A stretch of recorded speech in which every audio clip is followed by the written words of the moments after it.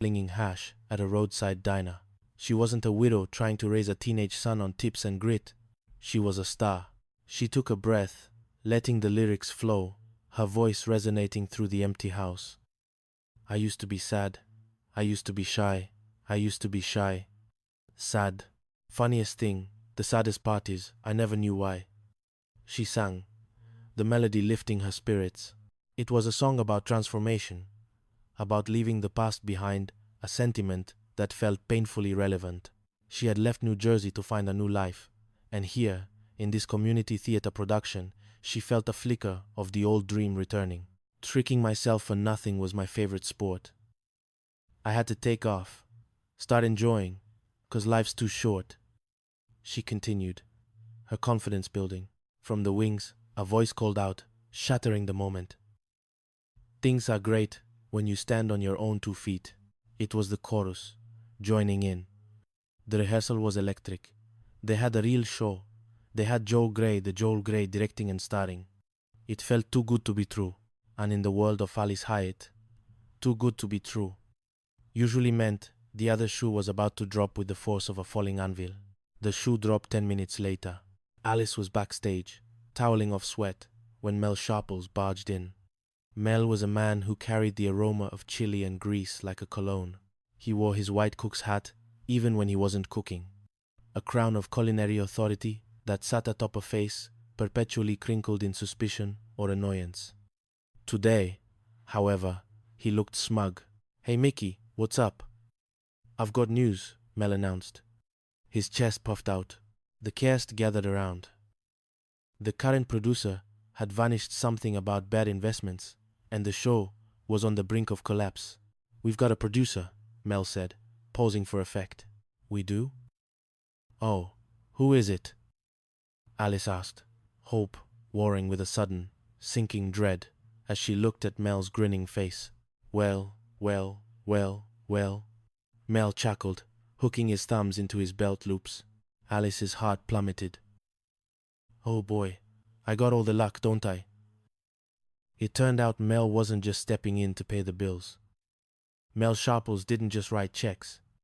He interfered. He tinkered. He improved. And his idea of improvement usually involved adding more paprika to the chili, or in this case, destroying a Broadway-caliber musical. But the catastrophe wasn't finished. Joel Grey, the beacon of professionalism in this amateur storm, received a phone call. He had to leave. Immediately. "I just missed the 9:40 to New York." "Of all the rotten luck," Joel said, looking at his watch with the desperation of a man trapped in a burning building. He needed to get to the airport. "Gee, it's just like a star is born in reverse," Alice said wryly as she watched him pack. "You came to Phoenix a star, and now you're going back to New York a nobody." The leading man was gone. The producer was a fry cook. "And the replacement?" "Don't worry, Alice," Mel said, clamping a heavy hand on her shoulder. "I got a terrific replacement." "Jimmy Prescott?" Alice frowned. "Your bookie? He tells jokes, he sings," Mel insisted. But fate, it seemed, had a twisted sense of humor.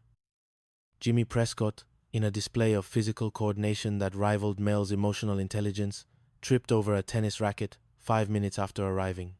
"I guess this means Jimmy can't do the show, huh?" asked a chorus girl, looking at Jimmy's twisted ankle. "Oh, sure I can," Jimmy groaned, his face white. "Sweeney, Howell, I got it. Looks like a bad break," the doctor muttered later. Mel turned to Alice, a gleam in his eye that terrified her more than the prospect of unemployment. "Yes, a bad break for Jimmy, but a good break for you," he said. "You're not going to hurt me, are you, Mel?" Alice backed away. No. You see, Jimmy can't do the show with a bum foot." "That means you're our leading man, Joey," Mel declared, pointing a sausage-like finger at her. Alice stared at him. The little Palace Theater suddenly felt very small and very, very absurd. Chapter 2. The Lullaby of Flagstaff. The transformation of the show was swift and brutal. It was no longer a tribute to the Big Apple. Under the creative dictatorship of Mel Sharples, The show was being rebranded. In the diner, days later, the tension was thick enough to cut with a dull butter knife. Vera, flighty and sweet, was trying to wipe down the counter, but her eyes were wide with worry. Mel hasn't been around much since he became a producer, one of the regulars noted. He hadn't stepped foot in his kitchen in 3 days, Alice confirmed, pouring coffee with aggressive force. And, if I keep eating your cooking, Chloe's going to have to let out my tool belt. Alice says he's making all kinds of ridiculous suggestions for the show, Vera whispered. He even wanted one girl to wear a bikini. But she's not a dancer, Alice sighed, rubbing her temples. She's the usherette. The breaking point came during dress rehearsal. Alice, Vera, and the rest of the cast stood on stage, waiting for Mel. When he arrived, he wasn't just a producer. He was a visionary of bad taste. Alice, things aren't going exactly as planned at the theater.